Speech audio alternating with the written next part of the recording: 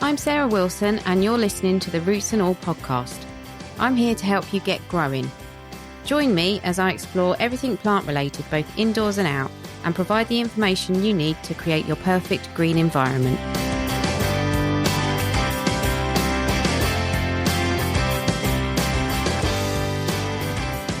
Hello and welcome to this week's episode.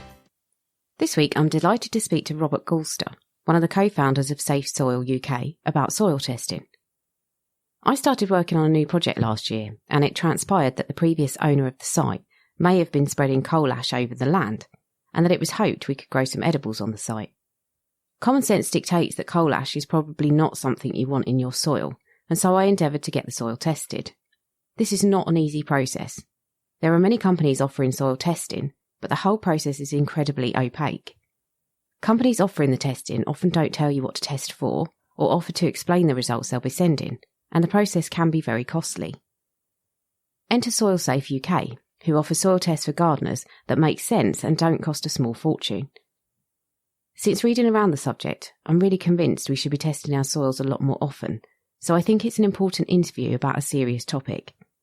I started by asking Robert what a soil test usually involves. Well, it's a simple question, and I suppose there's a variety of things that it can involve. At its most basic, I suppose a soil test is nothing more complicated than picking up a cheap pH meter somewhere, sticking it in your soil, and seeing what the pH reading is. At the other end of the spectrum, when we want to look for more detailed, when we want to have a more detailed look into what's in our soil, we almost certainly have to involve the lab to do some testing for us. Now, this can be complicated, but it doesn't have to be. It depends very much. The containers we use and the sorts of things you need to be aware of are fairly straightforward. When it comes to chemical testing, we need to use amber glass, for example. We can use plastic for basic pH. All of these things, once you take all these things into consideration, you package up your sample, you send it up to a lab, and it will spit out the results.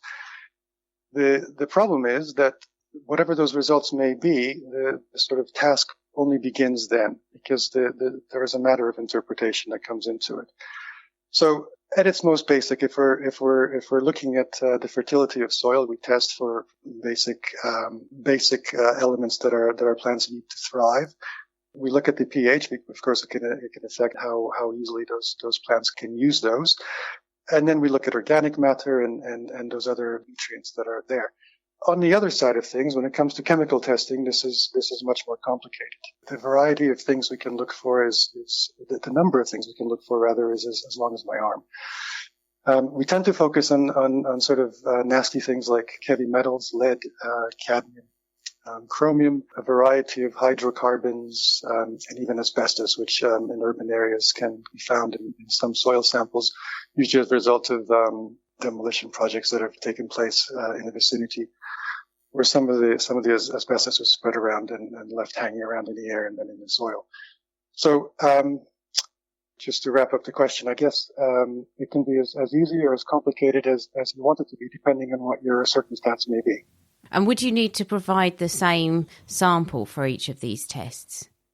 It very much depends on what you're testing for. So when we send out sample kits, we often have a plastic bag because a simple clear plastic bag is absolutely fine if you're testing fertility. But when it comes for chemical testing, you need an amber jar. You need to limit the amount of air in the jar so that the sample isn't spoiled, and that when the lab gets the sample, it can run a test without the sample having been compromised. So it very much depends on what you're testing for. Is there a difference between doing tests at a kind of a domestic scale or testing on a larger scale, or are the principles the same? The principles are the same. The only thing one needs to keep in mind is that we suggest that people take a representative sample, which is taking little bits of soil from various parts of their growing space and from various depths, mixing it all into one, and producing this representative sample. This will give you this works fairly well for fairly small growing places. If you have a much larger plot, you may want to subdivide so that you don't get a misleading reading. So if you mix up soil from a variety of areas over a huge space, you can diminish the results and sort of miss the point of it all. So you may have to subdivide into smaller spaces. But the point is that an average home garden is going to be fine to take. It'd be fine to take a representative sample from that. If on the chemical side some nasty contamination comes up in the results, it may be worthwhile trying to drill down and find out exactly where it is. But in the first instance, just the one overall sample should be fine. We're looking really to set our minds at ease that everything is fine. So the expectation is that hopefully the results come back negative. If they come back positive, then of course we have to keep going, and we'll drill down and perhaps do some follow-up testing, and talk about some potential remediation strategies. It was interesting what you said about the asbestos, because I think most people think if there was contaminants in the soil, they might come from things that were incorporated into the soil or kind of naturally occurred there, or I think maybe the thought of airborne things contaminated in the soil is quite a novel one maybe to some people. But in what circumstances might you commission a soil test? Why might you need one or think you needed one? Well, people choose to test their soil for any number of reasons. As I said before, the most basic thing is a fertility test to check things like your pH level, whether your soil is acidic or alkaline, organic matter content, texture, as well as levels of major soil nutrients that are available for your plants to grow. The other very common reason people decide to test their soil is to check for contamination. The list of potentially harmful elements that can be lurking in the soil is, as I said before, as long as my arm, and that's no exaggeration. I actually have rather long arms, and still much longer than my arm. The basic ones, as I said, we look for heavy metals, lead, cadmium, mercury, various hydrocarbons, and asbestos. The most common sources of these are a history of industry, really. This is, of course, rather more common in our urban centers. And the key thing here to remember is that proximity to heavy traffic areas where airborne pollutants are present from anything from a car exhaust to industry factory stack. These exhausts can settle on the soil and remain there almost indefinitely. Countryside areas are also not necessarily exempt. Think about the historic mining operations scattered around the UK.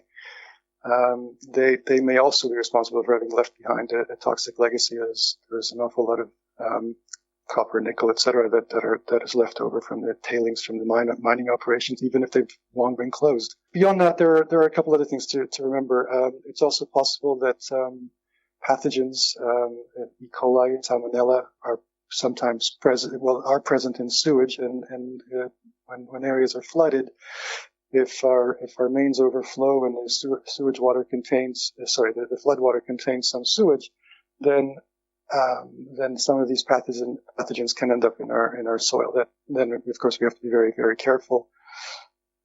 Make sure that we wash our produce in our hands very, very carefully after spending time in the garden. So there is one more reason that one may want to test, of course, is if you are near a farming area or an area that has a legacy of farming, then it is possible that pesticides and herbicides that were once used in the operation of the farm can linger.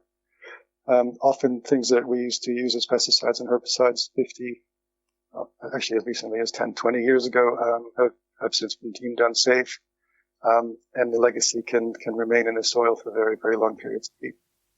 Any of those or all of those or a combination of those is what prompts many people to have a look.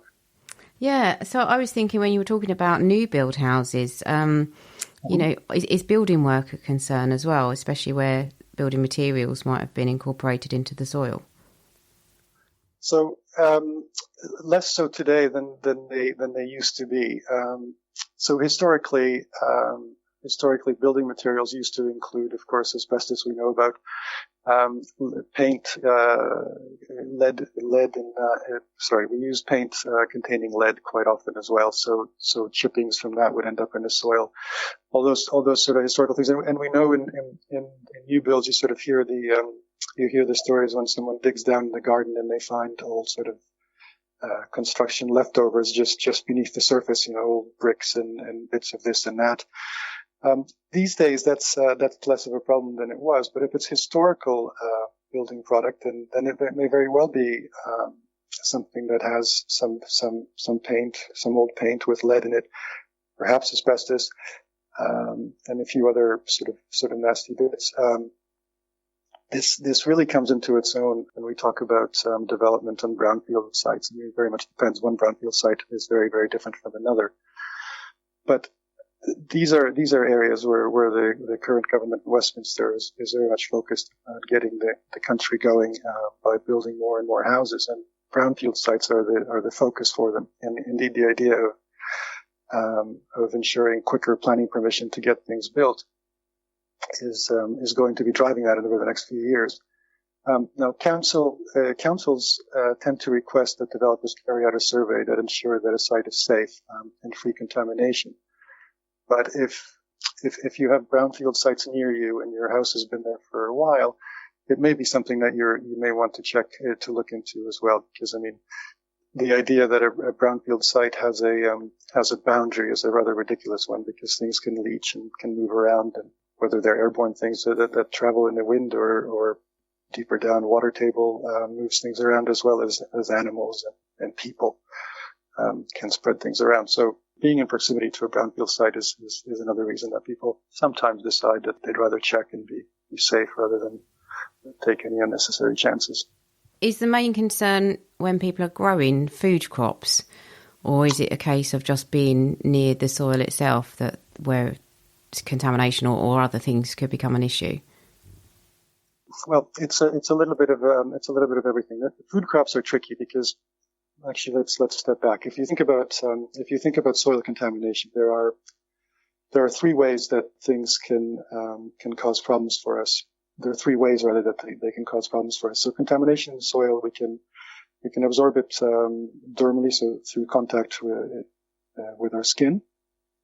We can breathe in airborne elements, and we can ingest things. And the last one, the ingestion, is where the question about whether growing fruit and vegetables is the trickiest one. And I guess in that respect it is, because that third pathway is then open when you're growing those things. There are two things there. We're talking about bits of soil left on the produce we grow and then eating those, which is why it's always important to wash your produce very, very carefully, regardless of whether you grew it at home or bought it in the supermarket, really. And the other way is that some contaminants, lead, for example, can be taken up by the things we grow. Now, in that case, it's, if you know that you have elevated levels of lead in your soil, and you're growing fruit or veg, particularly with root vegetables, for example, beware of the fact that root vegetables can take up the lead, and the lead can be inside the vegetable itself, so carrots, parsnips, things like that.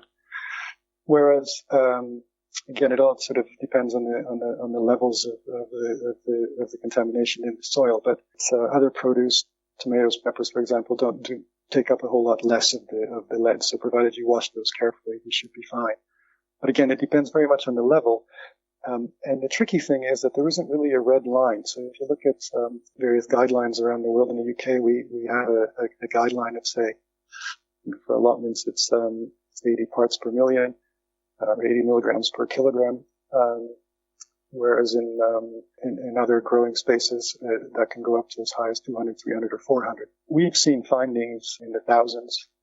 Indeed, there was a study done recently in Newcastle where some of the allotments there, city centre allotments in Newcastle, had elevated levels of lead, and there was a study done by Newcastle University looking into this and suggested that maybe this isn't as much of a problem as we first thought, and that when they looked at the individuals using the allotments, the levels of lead in their bloodstreams were not as elevated as they would have thought. compared to those who are not taking part in the allotments. Now, there is an awful lot within that needs to be followed up, but nevertheless, basic principles like washing your produce, washing your hands, perhaps wearing gloves if you know that your soil has elevated levels of something like this, something like lead, are all very, very good best practice things to follow. Yeah. So if we were to get a soil test done, I think sometimes they are a bit indecipherable when the results come through. Yes. When, for example, with your soil tests, do you just kind of give a reading as to what is in the soil, and then, like you say, it's on the onus is on the recipient of the test to kind of say, okay, well, I'm going to now go away and look at whether that's acceptable or not? Or do you send out kind of explanatory notes with them? So this is very much the key. And indeed, when we started out, this was one of the frustrations we faced. This all started a long time ago with a little experience I had here in my own house, in my own garden, where I have always enjoyed growing vegetables. It's a long-standing infatuation I have that you can stick a seed in the ground and watch it grow, and eventually it fruits and becomes something you can eat. It's just the most amazing thing. And I regularly do this, and in the back garden we regularly grow things. And I was chatting with a neighbor here who mentioned to me that there was this was a conversation in passing. He mentioned that there was some industry here, not very far away from the house. And I thought, well, it was a battery factory actually. And I thought that doesn't sound terribly, eco-friendly, if you will. So I decided to look into the testing of soil, and this proved to be quite a fact. And the question you asked about the report. So yes, of course, we will provide the results and all the readings, but we also provide a report that tries to interpret these. There are UK safe for use levels for many of these things, but not all. We list those for all of the things we test for. And where there are no UK levels available, or none that have been published, we look further afield, whether that's Canada or the EU or US. We look at all of those. We provide a listing of those and give you an idea of what the acceptable levels are around the world.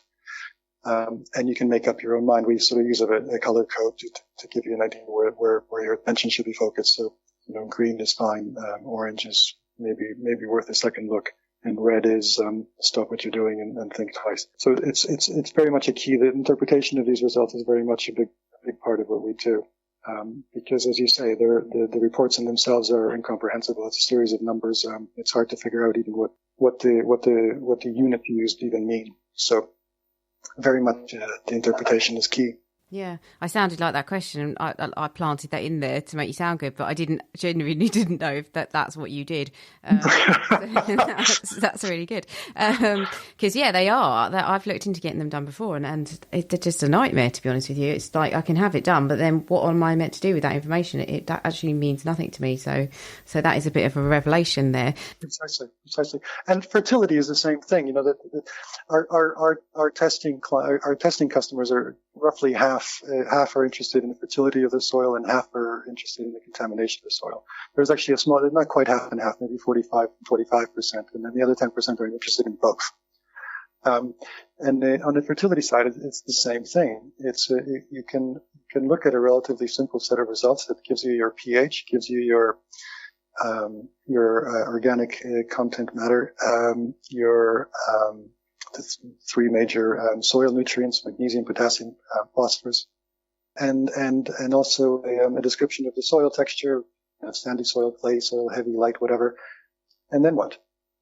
It's a very, very similar thing. We talk about some of these things, but when you look at the whole picture, it becomes very, very difficult to get your head around what they actually mean.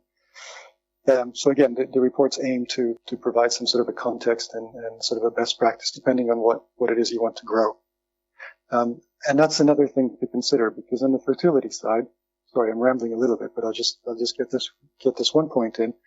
On the fertility side, it's not always about trying to change the pH reading so that it fits whatever it is you're doing. It may sometimes make sense if you have acidic soil to alter the things you're trying to grow. So if you happen to have acidic soil in your garden, why not grow, blueberries or fruits and things like that tend to thrive in that, rather than saying, oh, I need to change the pH because I'm trying to grow something entirely different. We've in the results we've seen, we've come across spectacularly offbeat pH readings with with soils that can, in some cases, are extremely acidic or indeed alkaline. And we know that most plants prefer oddly neutral soil conditions, so a pH of around 7. But adapting what it is you're trying to grow to the conditions rather than always trying to change the soil to suit you is yet another thing to consider. So, meeting somewhere in the middle is probably ideal. Definitely. Yeah. I think probably I didn't actually stick that closely to the questions that I sent you beforehand, so I'm going completely off topic. But this is, I think, my last question that I'll ask you, and that is, I was thinking when you were speaking, do we need to have a test done more than once? Because I'm also thinking about the things that we could add to our soils, such as green waste or manure that's come or product that's come from green waste, and I'm guessing that's not routinely tested. So it could be that we kind of start off at one point, but then we add other things into our soils, and we might need to have the test done again. Is that the case? Very much so, particularly on the fertility side. So soil pH can shift from year to year. And if you're liming the soil, or if you're adding sulfur to it, trying to again change the pH, whether or not it's actually taken, it's a chemical reaction. It doesn't happen overnight. Just simply adding something to it doesn't mean that presto, it's done. The reaction has to take place. The amount you've added has to be broadly in line with how much you needed to make, how much of a change you needed to make. And then you need to, you don't need to, but chances are you'd be better off to know what the various things you've done what kind of an effect they've actually had on the soil. We know that we can add nutrients that are in short supply. Again, if it's very sandy soil, they can often just leach out and be gone within 6 months. So we should probably that treatment should probably include adding a lot of organic matter, whether it's manure or compost of some other kind, that will help retain some of those nutrients. As we said already, we can adjust the pH by adding lime. We can increase it. By adding lime to increase it, or we can add sulfur to lower it. Some of us who are a little bit older may remember using peat for that. Indeed, some of us used to swear by it, but that's no longer a thing. We can even attempt to make extremely heavy clay soils workable by adding some of that organic matter. But then once it's way through, you want to see what the effect of the things you've done is. Particularly if you're trying to grow things that are sensitive to very small pH differences. So, and again, and adding some of these elements too close to the growing season, they may actually hurt the plants you're growing if the seedlings are in the area when you're actually putting some of these things down. So you want to plan a little bit further in advance. There's one more thing, which is a bit of an aside. It's not really an issue, but it has come up in that manure, of course, can carry some of the pathogens. So one needs to be careful. The E. coli and et cetera that can be present. And furthermore, it depends very much on what's on the pasture land. So if there are pesticides or herbicides present, that can sometimes show up in manure. At the point where you're using the manure, some of those pesticide and herbicide elements can remain and be passed on in manure onto your garden. So it's all part of a sort of a circular pattern we follow. The manure comes from an animal that lived on pasture that may have had some of these things in it. It will pass it on and end up in your garden. And you'll think that you've been growing in the most organic manner possible, and yet can end up with some of these things affecting some of the crops you're trying to help. So just something to keep in mind. Thank you to Robert for speaking about this really important topic. I'd love to hear from you if you've had a soil test done or if you're thinking about it, and whether you found the process easy in the past. Thank you for listening. Now here's Dr. Ian Bedford talking about the sort of bugs we might be getting more familiar with as we turn our attention from outdoor flowers to indoor ones. There's never a time of year when gardening has to stop, although the motivation to venture outside on a cold, damp and overcast winter's day might be lacking a little for some of us. So why not use this time of year to focus on any indoor plants that might have been neglected over the warmer months? Besides a bit of pruning, repotting and feeding, it's a perfect time to check for infestations of hemipteran insects, the sapsuckers, which are the most common group of delicate indoor plant pests, and includes species of aphids, whitefly, mealybugs and scale insects. Sap-sucking pests can cause serious problems to tender plants as they siphon out the phloem and progressively weaken the plant. Left untreated, they can build up large populations and will readily spread to other plants around the house. Despite large infestations, some of these sapsuckers are not easily seen whilst they feed motionlessly on the undersides of leaves or along the stems. However, there's often a telltale sign when a plant is infested, which provides us with the opportunity to deal with it. And this sign is the presence of little sticky droplets on the upper surfaces of lower leaves and on the table or floor below the plant pot. These sticky droplets are the excess sugars that the insects excrete whilst they feed, commonly known as honeydew, and often contaminated with a black sooty mould. Once detected, the simplest and safest way to control the infestation is by using a proprietary soap-based plant protection product that not only removes the sapsuckers by a non-toxic physical means, but also washes away the honeydew and the moulds.